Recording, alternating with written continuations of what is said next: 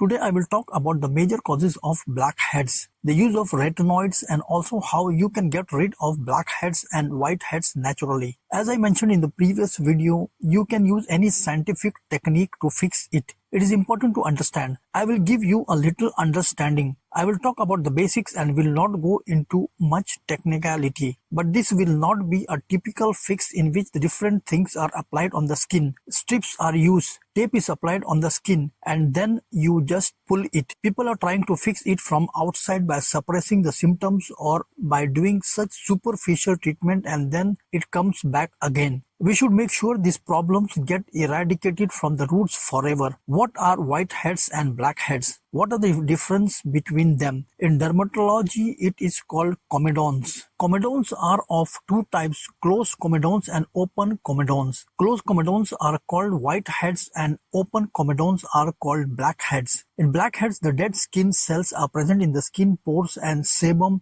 that the oil present on the skin, both of which reacts with the atmospheric oxygen present in the air, and this is called oxidation. Oil and dead skin cells change their color and become black, and hence it is called open comedone. On that, there is no layer on the skin. On the other hand, they are closed or whiteheads. They are covered with the skin. The oxygen present in the air does not reach them and it starts accumulating in the dead skin cells, and sebum gets deposited in the skin pores, as a result of which the hair follicles gets clogged. The main reason, due to abnormality of sebaceous glands, the glands gets clogged, not functioning properly, which are also called oil glands. They keep the skin moisture, protect the skin from bacteria, prevent water evaporation, help in temperature regulation of the body. These dead skin cells and the mixture of this oil plus bacteria, which is commonly known as pus. The mistake that most of the people make is that they start washing it again and again. They do overwashing thinking that this will clean the skin. Often synthetic scrubbers are used for this. Facial creams are used, pore strips are used. Due to overusing of artificial cleanser, friendly bacteria present in the skin, Propionibacterium acis, and some other strains are the part of our immune system. This good bacteria protects the skin from bad bacteria. Over-sterilizing the skin causes the death of friendly bacteria, which causes the number to diminish, and hence the numbers of bad bacteria starts increasing. So when you overwash and sterilize the skin, there is a risk of infection in the skin pores. Why is this problem happening at all? The actual reason is the androgen hormones, which are the abnormality of sebaceous glands. It is very common in puberty, hence the problem of blackheads is common in teenage. It is the main hormone testosterone which are present in boys and girls. A weaker testosterone is available and a stronger testosterone is available. Stronger testosterone is called DHT. Secondly, due to increase in the levels of DHT. Now the question arises how DHT level is increased. More DHT levels is due to the elevated level of insulin, and there is another hormone which is insulin-like growth hormone factor known as hormone number 1